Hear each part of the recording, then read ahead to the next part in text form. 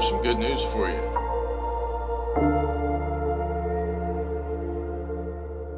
Close up, far away. Close up, far away. Call Zoe, Zion. Zoe. Close up. Come on.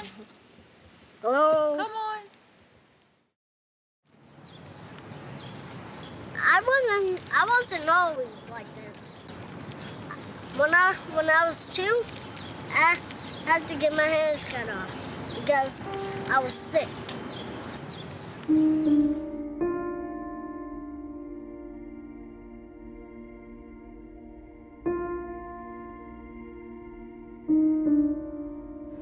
I don't know what a child hand looks like. It could be this color or this color. I don't know.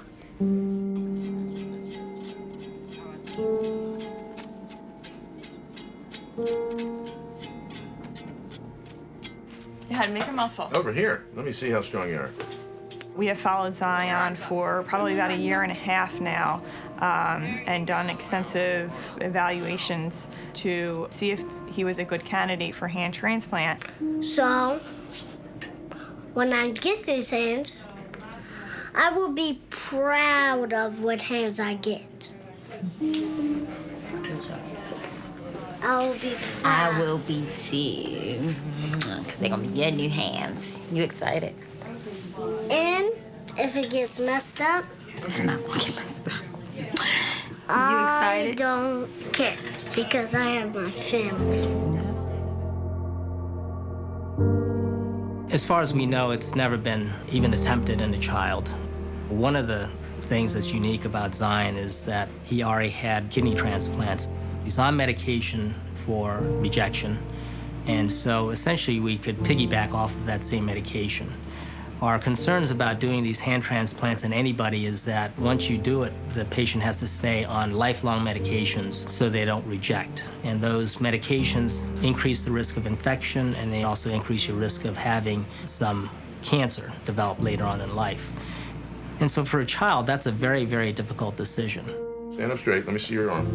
Now, I want you to make a fist for me. Make a fist. Good. Relax. When I met Zion, I said, "Why do you want hands?" Zion, why do you want hands? He's a very, very intelligent young man. He said, "I want to swing on the monkey bars." My grandmother says I'm smarter than a lot of grown-ups. I'm really smarter than a lot of grown-ups. You know, that's sort of a milestone for a lot of kids. And why shouldn't he be like another child? And, you know, our hope is over time that indeed he'll be able to do that. If that's a TV camera, he wants to know if he's on TV. This is just like another hurdle that he jumps. There is no me. He jumped so many hurdles. He's so amazing. This isn't the first amazing thing that he's done. He's been doing amazing things since he's been sick. I don't know many adults that could handle half of his life on a day-to-day basis. Oh! But sometimes I just think some of my classmates, they don't mean to say mean things to me, but it just slips out. So either somebody says something to me, and then I just figure it slipped out, and they didn't mean to say it. Everybody has their own way of thinking things. Sure.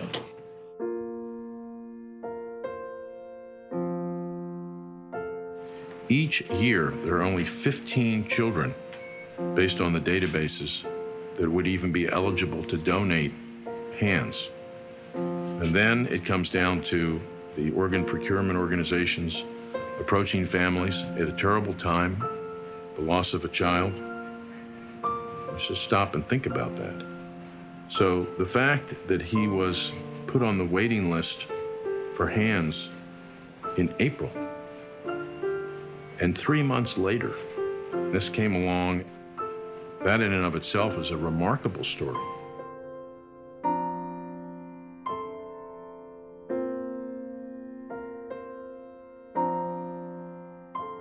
Chrissy called me and she's like, okay, we have a match. I'm like, stop playing, Chrissy. And she's like, no, I'm serious.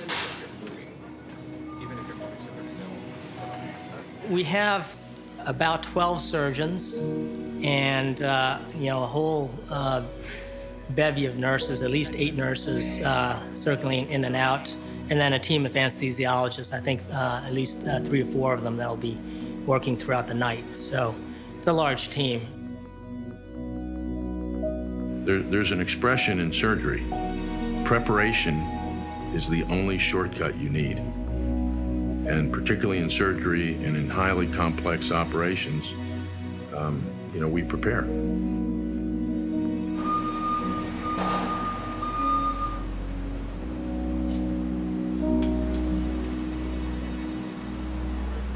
So we're about to get started. Zion's just come into the room, and they're starting to put intravenous lines in and get ready for the surgery. We'll prepare the donor limbs and recipient sites, and then do the actual transplantation.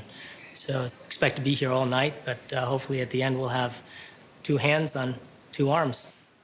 Okay, hi. Good to see you, Doctor. How are you? Ready? Good. We've rehearsed. We know our steps. We know each other. We know what we have to do today. And I think everybody assembled here has a commitment to this patient and making this a reality for this little boy. We can have complications. We can fail. We can have troubles, but we're not planning on it. So everybody is familiar with their particular role. And I just want to say in advance, we'll do our best, and we're all here together.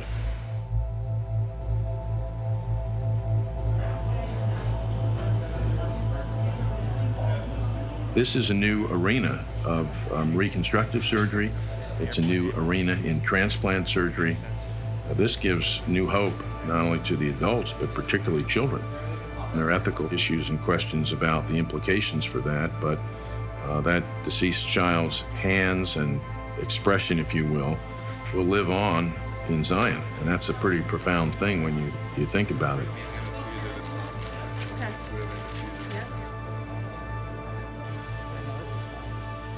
In the beginning of the operation, we actually had 4 teams operating at the same time, and each of them had specific things they were supposed to do. So they had to find all the structures, put pre-made tags on for every single structure that we'd have to repair, and they would have to sew those onto the nerves, blood vessels, tendons, etc.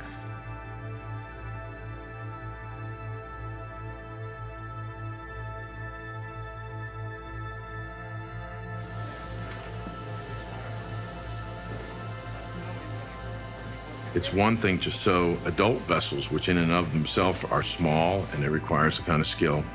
But the highest echelons of reconstructive microsurgery take place in children, small children. And my colleagues who participate in the microvascular aspects of the care are just the best in the world.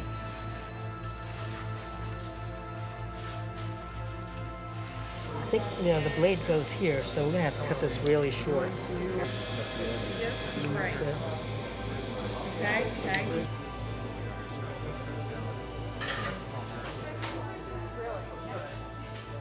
Blood is going across the hookup here. And you can see the hand right here starting to pink up. You see the capillary refill? Do you see that? See, it's white when I touch it, and then it pinks up. And now that's starting to get out to the level of the fingers. How's my baby? Zion's doing great. Doing well. He's doing well. Just came out to give you an update. Yeah. Thank you. So we've gone through a lot so Okay. far.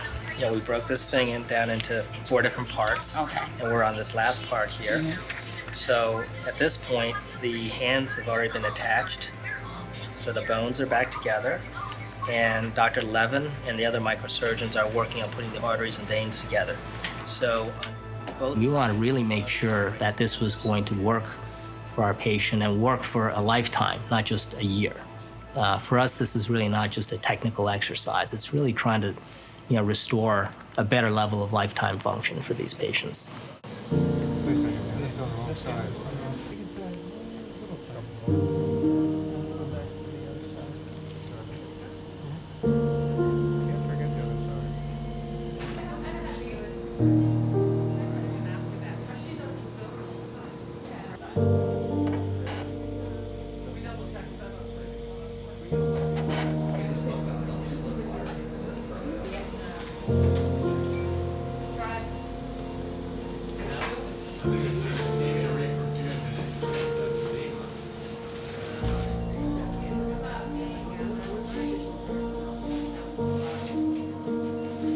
I think all of you who know about microsurgery, and all of you do, know that we're not out of the woods, and this is sort of just the first step, and we have to be very vigilant, and we have a whole protocol on how to take care of this little guy, but from the bottom of my heart, thanks.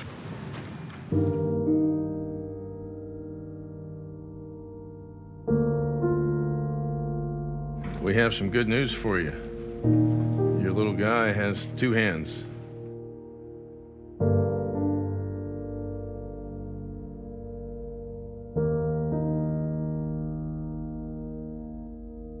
Hi, Zion. And so, what might we say about Zion Harvey in 10 years or 15 years? What might we say about this? I hope he's the first of literally hundreds or thousands of patients that are going to be afforded this operation.